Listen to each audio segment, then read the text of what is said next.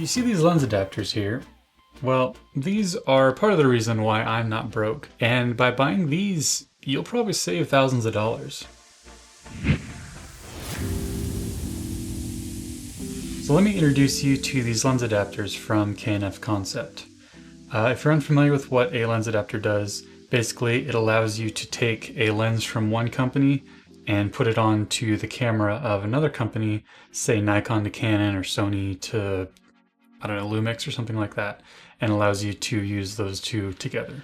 But firstly, I am not being sponsored by K&F Concept. I just really like their items and I wanted to share my thoughts. And if you're looking to purchase these off of Amazon, I do have an affiliate link down there. So if you do purchase an adapter through those affiliate links, I do get a small commission. Over the past 5 or so years that I have owned this adapter and then later on bought these two as well, they have saved me a lot of money. Firstly, because they are cheap, they're a little less than $40 each. And also because it has made it so that I didn't need to go out and buy new lenses for my cameras and instead bought ones that I could just adapt onto this one. Because when you are buying a new camera system, say that be Nikon or Sony or Canon or whatever, you are not just buying the camera.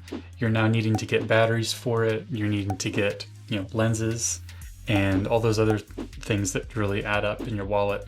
And these are a great way for you to save some money off your initial purchase and use the lenses that you already have or lenses that are much cheaper that you can just put on this and that will work for the time being until you do go out and buy more expensive lenses. And it also allows you to go out and buy vintage lenses and try them on your newer body cameras and kind of experiment with the creative looks that those give.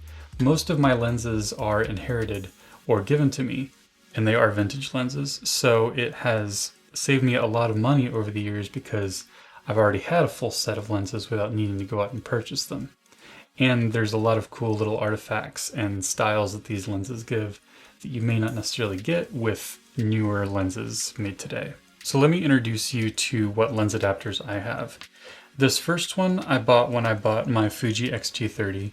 All of my lenses at that point were Nikon mount, so I wanted to adapt all of those to this. And the whole time that I used my Fuji camera, I was using this adapter, and it has worked flawlessly ever since. The second adapter was one that I bought when I bought my Sony FX30, which I'm using to film right now. And still, all of my lenses were Nikon, so that allowed me to carry them over to my Sony mount. And then this third adapter was a little bit more of a niche thing, but I bought it because I was given 3 lenses made by Minolta, and I was able to find a adaptation from K&F Concept that went from Minolta lenses to Sony mount. And what you've probably noticed from both how these look and what I've talked about regarding price, these are very simple adapters. Firstly, they are all metal, and that has been really great. I never feel like I'm breaking them. But also there are no electronics in these, and there's no glass. They're totally hollow. So it does mean that if you put a autofocus lens on here, it does automatically become manual. But if you are used to pulling manually, then that is no biggie. But if you're used to autofocus and you're not that great with manual, they do make autofocus adapters like these by K&F Concept as well. They just are more expensive. And probably my favorite feature about these two adapters in particular is that they have aperture rings on them that allow you to put lenses that don't have an aperture ring on here and be able to change it via the adapter. The reason why this one doesn't have it is Minolta just, I don't know if they still make lenses anymore, but typically they only make lenses that have aperture rings, therefore you don't need one in the adapter. Plus, it sounds really cool. It's very rich.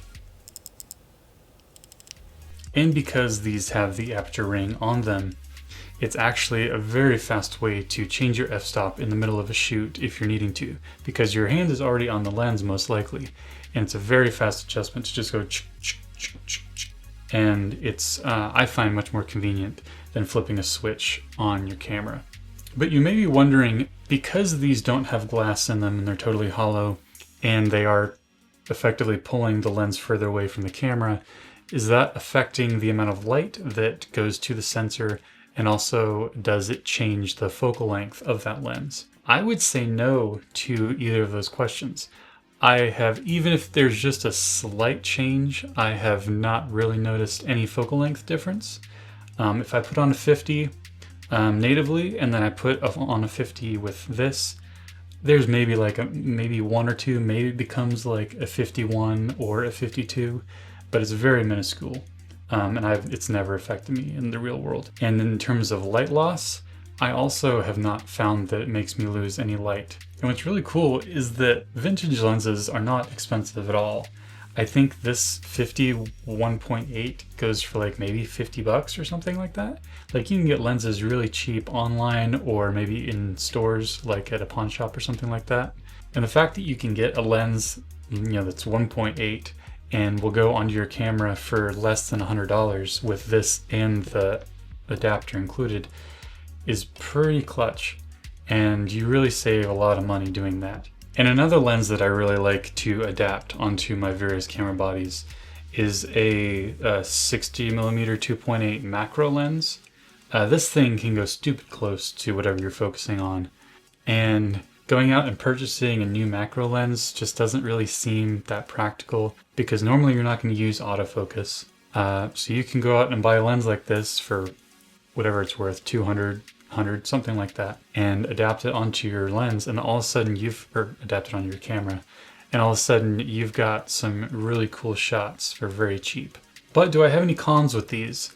Not really. There are only a few things that if I could change, I would, but they really haven't really affected me that much. The first being that because the aperture ring on here is so close to maybe my focus ring on a lens, when I'm just holding the camera moving around, sometimes I'll move it in a few clicks and I'll be looking at my image and being like, wait, why are my settings great but it's still dark? And like, oh, okay, now it's pretty good.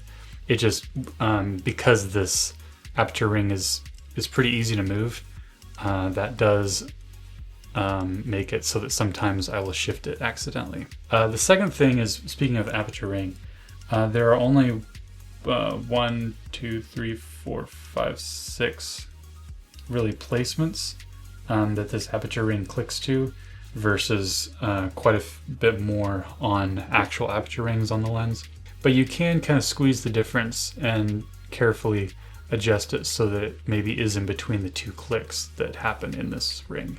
And then the last thing that I don't really like is that at least on my Nikon to Sony adapter, it's a very tight fit from the lens to this portion of the adapter.